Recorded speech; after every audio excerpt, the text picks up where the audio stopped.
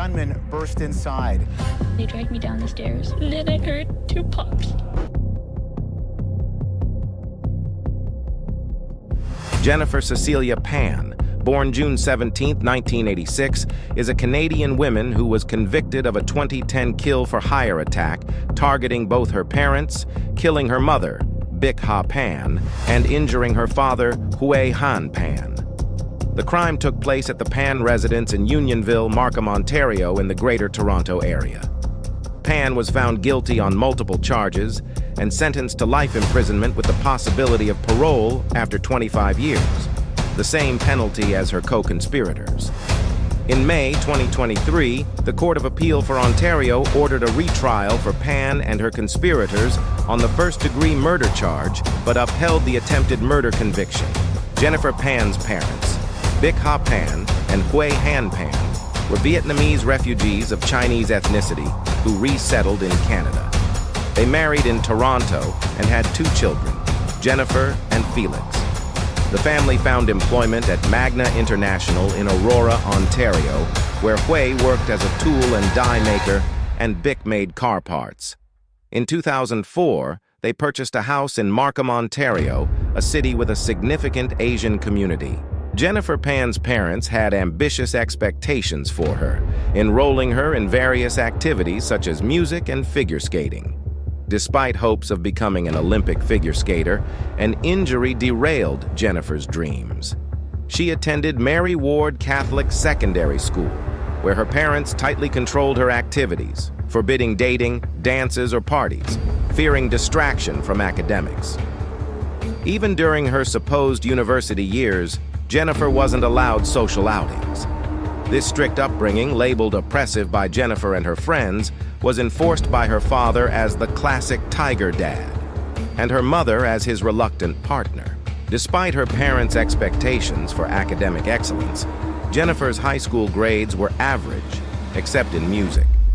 To uphold the facade of success, she forged report cards, leading her parents to believe she had straight A's.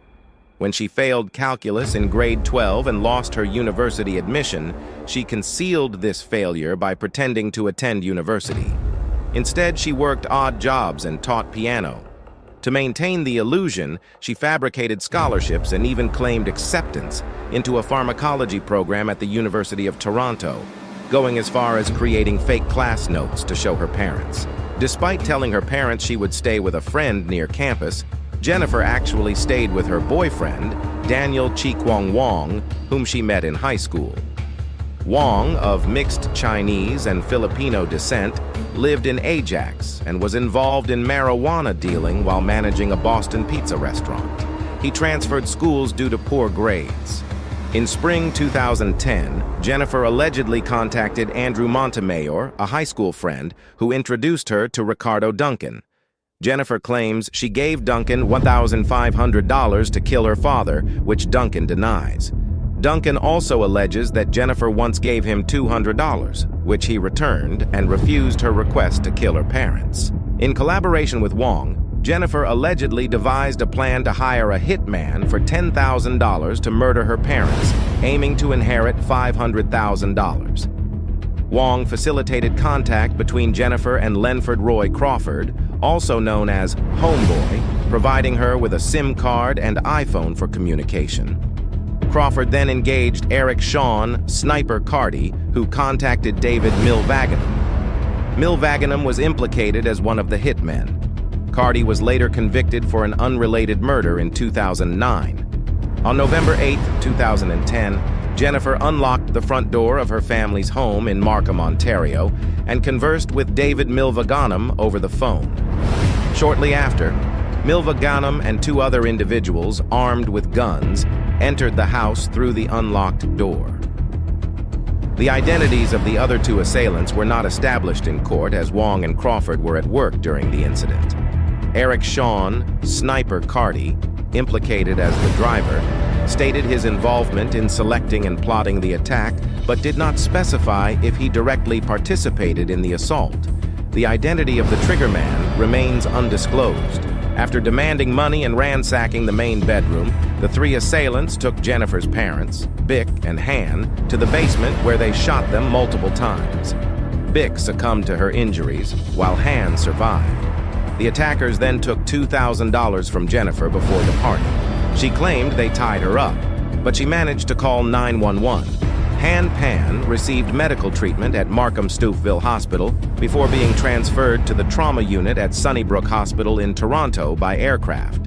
Initially, police suspected the family's wealth as the motive for the attack, but grew doubtful as valuable items were left behind and Jennifer Pan was left unharmed, able to call 911 despite being bound. During her first interview with police the evening after the murder, Han Pan woke from a coma and recalled seeing Jennifer speaking softly with one of the assailants. Jennifer was arrested on November 22, 2010, during her third police interview, where she confessed to hiring the killers, claiming she intended them to kill her, not her parents. During the interrogation, Officer William Bill Goetz falsely claimed to have technology to detect lies and used deceptive interrogation techniques, including the Reid technique, to obtain Jennifer's confession. In Canada, police are legally permitted to use deception during interrogations. Milva Ghanem was apprehended at the Jane Finch Mall in North York, Toronto, on April 14, 2011. Carty was arrested at Maplehurst Correctional Complex in Milton, Ontario, where he was already incarcerated, on April 15. Wong was apprehended at his workplace on April 26th. Crawford was the last suspect arrested on May 4th in Brampton. Jennifer Pan was detained at Central East Correctional Center in Lindsay, Ontario, awaiting trial. Jennifer Pan, Daniel Chi-Kwong Wong, David Milvaganam, and Lenford Roy Crawford were all convicted on December 13, 2014, and each received a life sentence with no chance of parole for 25 years. Initially, Eric Sean "Sniper" Carty was tied alongside them, but due to his lawyer's illness, his case resulted in a mistrial around the summer of 2014.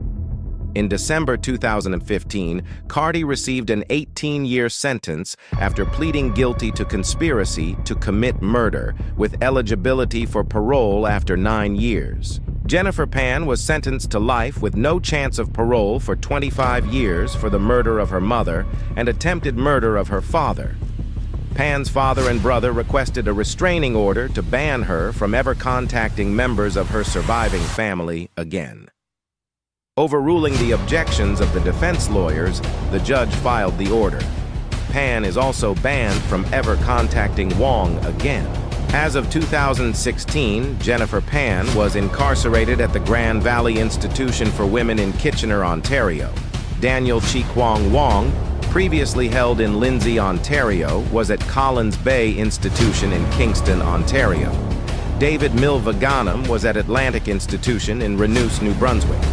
Lenford Roy Crawford was at Kent Institution in Agassiz, British Columbia. Eric Sean "Sniper" Carty, who requested transfer to a federal prison in Western Canada or Atlantic Canada, remained at the Provincial Millhaven Assessment Unit awaiting transfer. He later moved to Kent Institution, where he passed away in his cell on April 26, 2018. In May 2023, the Court of Appeal for Ontario granted an appeal by Jennifer Pan and her 3 co-conspirators on the first-degree murder charge, ordering a new trial. The court found that the trial judge had incorrectly instructed the jury to consider only 2 scenarios for first-degree murder, rather than allowing them to consider scenarios that could lead to second-degree murder or manslaughter charges. However, the court upheld the convictions for the attempted murder of Pan's father. In 2016, journalist Jeremy Grimaldi published a true crime book about Pan called A Daughter's Deadly Deception: The Jennifer Pan Story. The podcast's Case File, My Favorite Murder, Wine and Crime, and the Deadly Women series also covered the case. Bick Ha Pan's funeral was held on November 15, 2010, at the Ogden Chapel in Scarborough. According to Jennifer Pan, a funeral for Bick Han's father was held before hers, following a Chinese custom that prioritizes the funerals of older family members. Jennifer had organized both funerals as she was asked to do so. Bick Ha was buried on November 19, 2010, while Han Pan could not attend due to his injuries.